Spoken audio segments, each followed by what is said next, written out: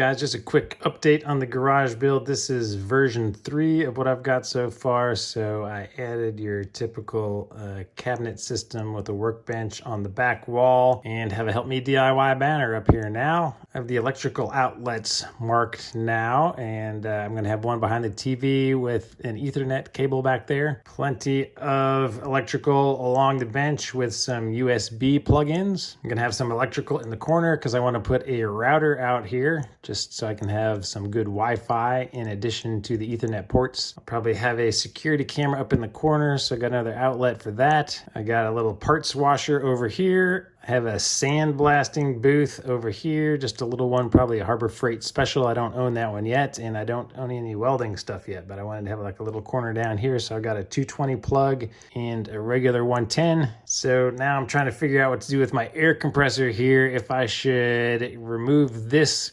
cabinet and maybe put in a little closet here instead in this corner to enclose it and to keep the noise down like I was planning on doing originally, or I don't know what to do with that one yet. So we need some ideas for my air compressor, and typically I'm going to be pulling the cars out of the garage, washing them in the driveway. I don't think it'll be a big concern having my welding stuff here, even though in the winters I would like to be able to wash a car kind of really low pressure washing, so let it drain down here. So I don't know, maybe a dividing piece of plastic around here somehow, and then I could use it for a little paint booth as well. Haven't thought that all the way through. If you guys have suggestions, as always, please drop them in the comments or go check out my Facebook page, Help Me DIY. It's a private group, just request access and I will let you in. And as always, I am game for sponsors. If anybody wants to sponsor anything in the brand new garage, lots of wall space for your banners and stuff. So think of me, keep me posted, and looking forward to continue this project. I downloaded the Sketchup file so I could access it with the downloadable Sketchup app. It's a lot faster than the web-based one. So I'm gonna go ahead and put a link to it in the description because I figured you guys might wanna play around with it, or at the least somebody's gonna come around one day and wanna do something like this themselves, and I'll give them at least a skeleton to start with, and they can move stuff around, rearrange it, resize it for their garage.